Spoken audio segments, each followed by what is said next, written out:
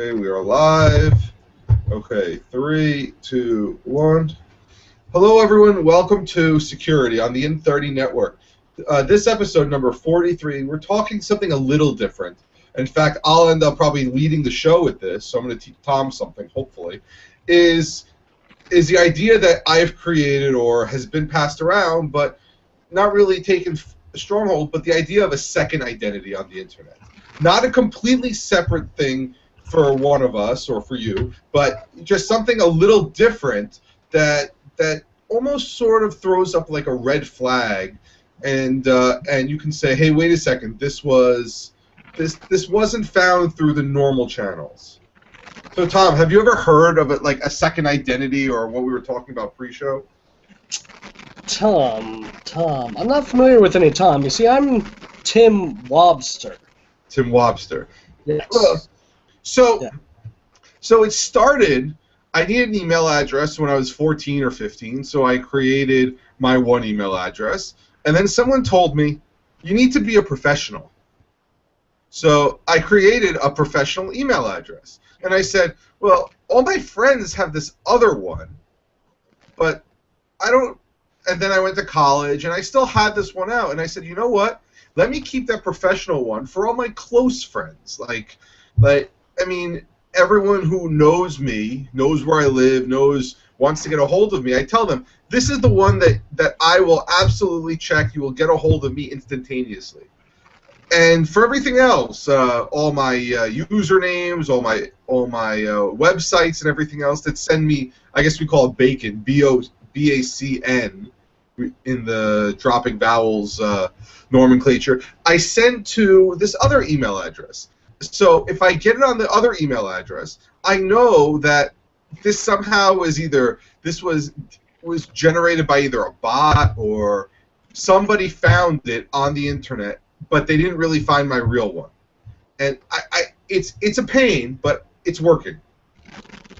Yeah, and if you've ever signed up for a website or some sort of service, and then all of a sudden you notice that you're getting a lot more spam, a cool thing to do is have some sort of trash email account for that sort of stuff that you still use, you still log in with, but watch what messages come in afterwards. And there's also a cool little Gmail trick that we'll tell you about later, where you can add some extra junk on the end of your email and kind of backtrack where these people got your email addresses from. Because, you know, this is just an example. I have no proof that they sell your email address. But let's say you sign up for Facebook, and then you start getting a lot more advertisements for other companies or networks or what have you.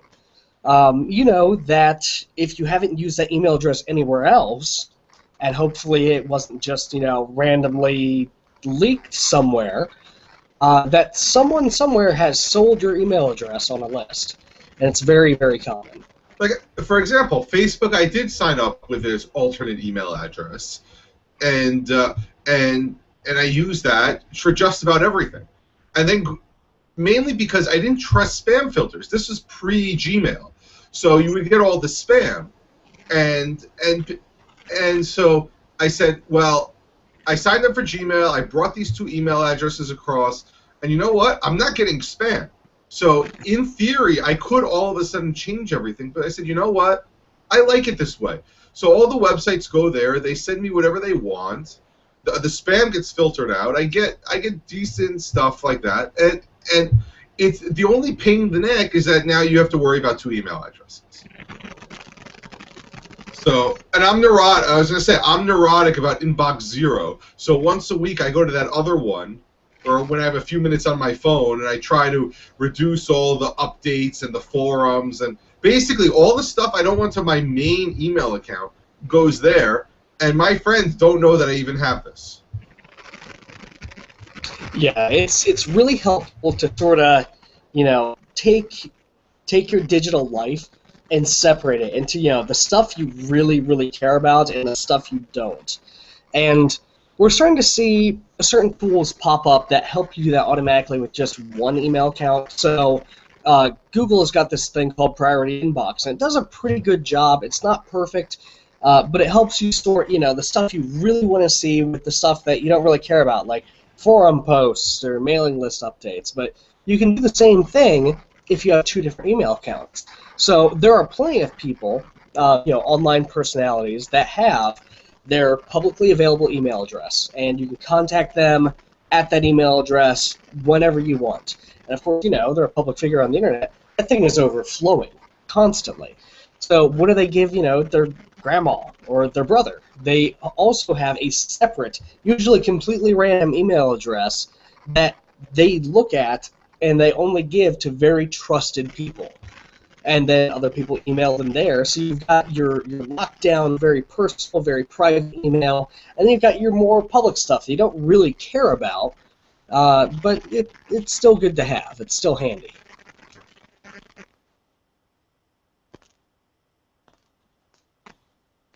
One email, I can only associate one Google identity.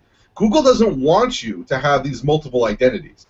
They want to say, our email system is so good, make a label with your trusted people, and we'll pop that up, and everything will go non-priority. We'll make it so you don't have to do this.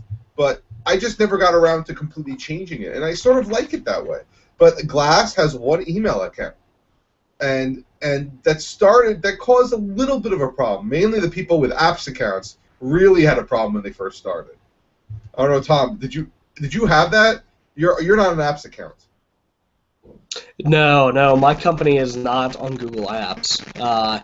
So I didn't run into that. What I did run into is I do have a lot of apps accounts, not for my primary business, but using it with Glass, I would love to get email notifications for the various websites and companies I run to come to Glass, but I couldn't get it.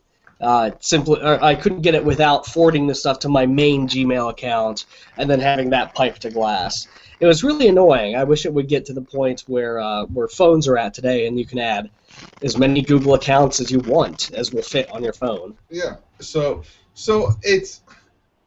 look, now, and as I went through and I got more and more accounts, I had to make a decision. Which email account do I send this to? For example, now I don't get that much email. I really don't. I mean, if I got 20 emails in a day, that's probably a lot.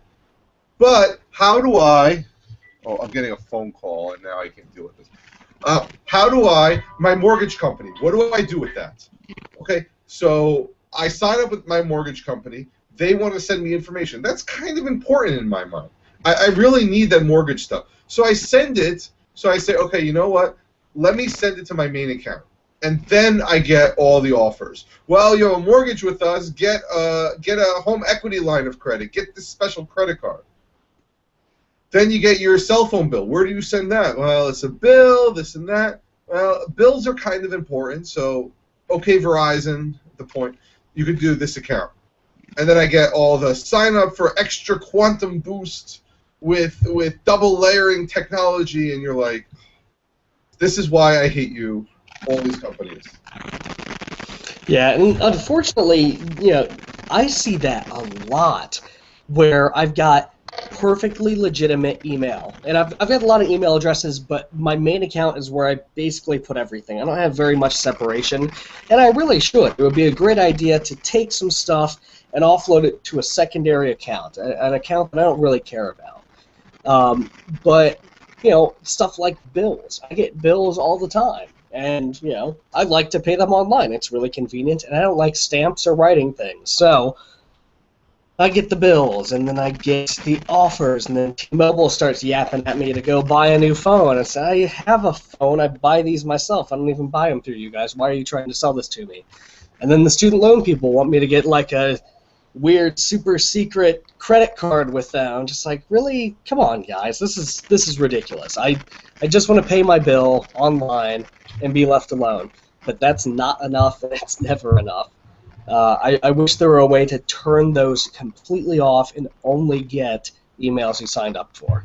And unfortunately, it's really hard to filter on that stuff. And I'm afraid to filter that stuff. I don't want to start filtering the credit card offers from my student loan company and accidentally hit a bill one time and send my loan into default. That's terrifying. That's horrible. Yeah, I mean, it's very simple to say, you know what, anything star.verizon.net to send to trash, and then all of a sudden you get you missed something. They didn't send you your bill to your house. You forgot about it, whatever it is, a payment reminder, and now, like you said, you're in default, and they won't call you. They won't say a day late.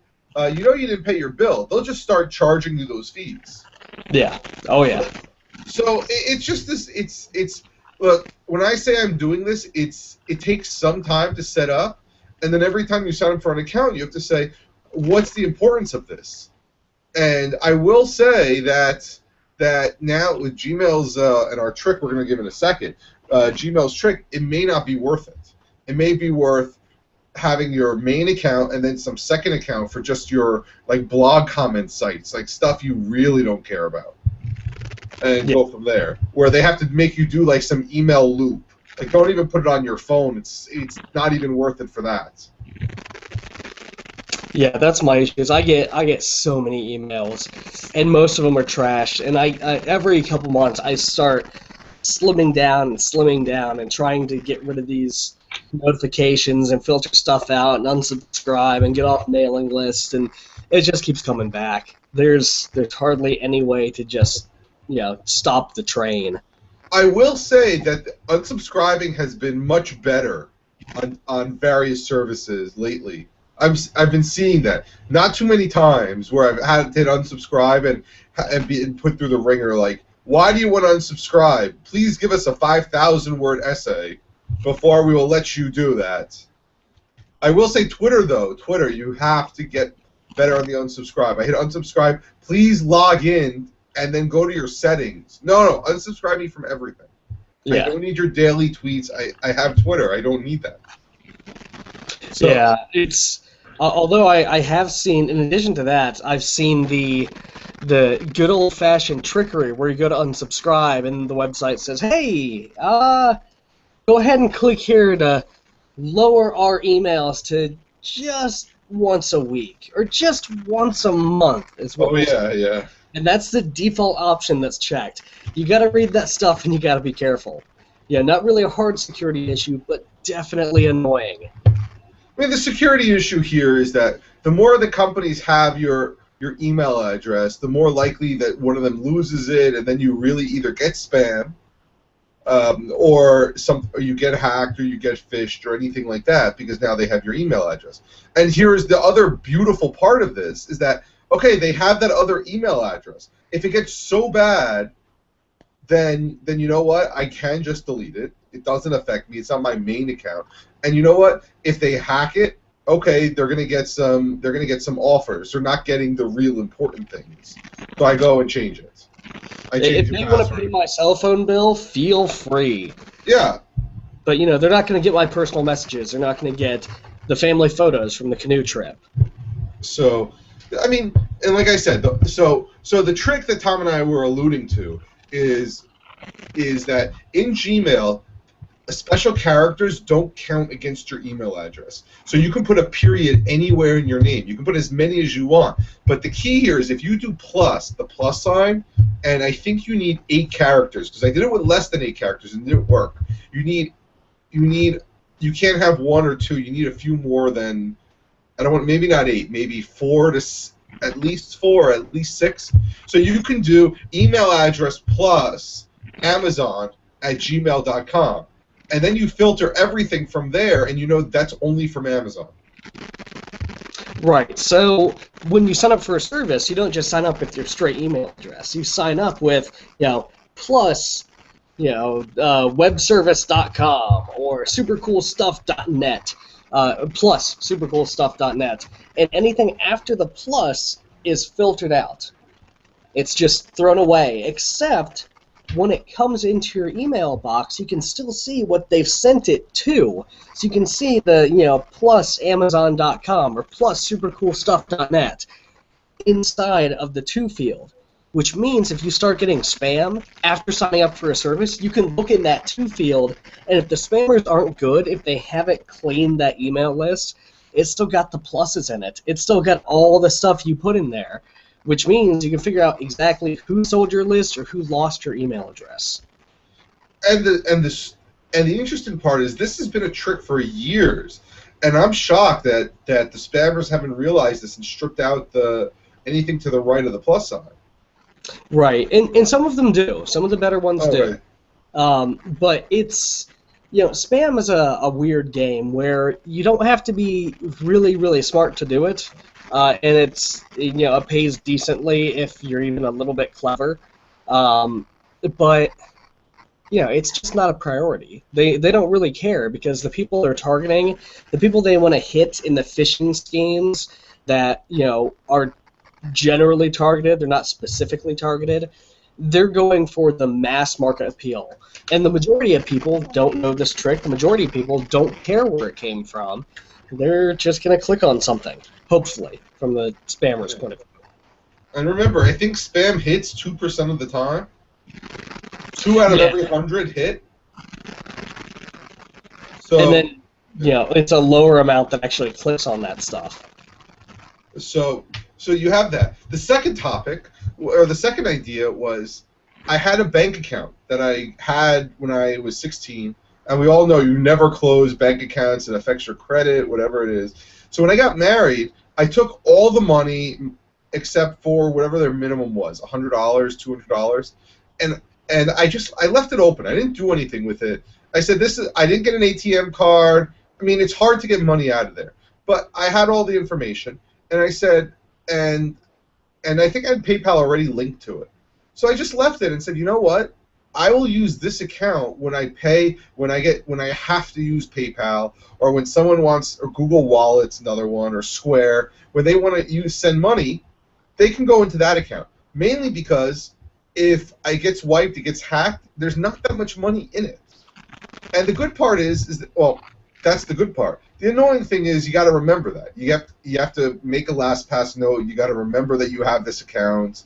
When you go to the bank, you have to tell them not that account, the main account, whatever it is. But it just stands there, and so if PayPal wants to freeze my funds, if I want to hook that up to a Bitcoin wallet, there's not that much money in there. Yeah, it's really, really fantastic. I mean, there's lots and lots of online services that let you buy and sell things, and hook up directly to your account and get paid. It's really convenient and potentially very dangerous. So, if you've got a bank account hooked to PayPal, someone could potentially go in there and start sending themselves money. Now, PayPal's got decent protections. What if it's another service? What if PayPal doesn't believe you? What if their person in their security department says, yeah, no, this totally looks like legitimate traffic. I'm sorry, you're just out the $600 that guy sent. What are you going to do? So having a separate account with a small amount of money in it that you just transfer money into when you want to, go hook this up to a payment system is a perfectly valid and even intelligent option. Now, would you want to do this when you're using, a card online? I think modern credit cards, not debit cards, but credit cards have got enough protection behind them that I don't think it's too much of an issue. No, I don't do it with that. So you're right. Feeling tinfoil hatty, you could totally do that. You could totally use a debit card for a separate bank account with a minimum amount of money in it. I mean, you could take it more tinfoil hatty and get an authorized user on your credit card, just like your Tim Wobster. Put that on, and that'll be your name on there. And when you're online, you just use that credit card. So you just watch that bill, and if there's anything there that looks fishy, you know that it's there, and you know it was online. So there's lots of options for separation. It's get really out of control with it really quickly. So it's not for everyone, and it's definitely a security versus convenience thing. This is really inconvenient, and depending on the person, it could be, a decent payoff. For some people, it probably doesn't affect them at all. It probably wouldn't affect them at all. But if you feel that you want the extra security, it's not a bad idea. I mean, and then you can keep on going with this, and have a nickname that you use online. So if you're Elizabeth in real life, use Liz, whatever. I mean, if all Jewish people have an American name and a Hebrew name, if you want to call it that. So my wife knows. My wife, based on what she's called, knows where she knows that person because at some point in her 20s, she switched from her American name to her Hebrew name when we got married, and so her friends in high school call her one name, and her friends after high school call her another name. But again, you can do that online for the same reason. So you know when you hear a different name, you know where that's from. Again, hugely inconvenient, but it may be a good security tactic. Yeah, and it's no secret that through using Tor or other anonymity tools, you can create a totally different online persona to use on different web services. Now, keep in mind, if you're acting like a different person but still using the same IP address, at least from the server side, you're not being very secure, and your extra identity could be tied to you really, really quickly. So you got to take the appropriate measures. And again, none of this is to be used to troll people or to do anything illegal. It's just a safety precaution if you're worried about whatever it is. Yeah, about getting stuff traced back to you as a person, having your personal accounts flooded with spam, having your bank account emptied by misbehaving payment processor. There's a lot of good reasons to do it. There's a lot of bad reasons to do it. This is Tom's generic disclaimer. Don't do anything illegal with this because that's dumb. And especially if you do, don't say, "Well, those guys told me to do it." That's worse. That's supremely intelligent. I will tell you that if you ever go through getting a mortgage, okay, all of this comes out right away, immediately. There's no hiding from the bank that's about to give you a lot of money. And then when they do a title search on you, again, they run your credit score and everything else. Whatever you're hiding, you have to be really good about it because it will come out, and you better be prepared to explain it because it will come out the day after you were ready to close, and now you got to wait 3 days. So again, I just went through this. It was a pain in the neck. It came out.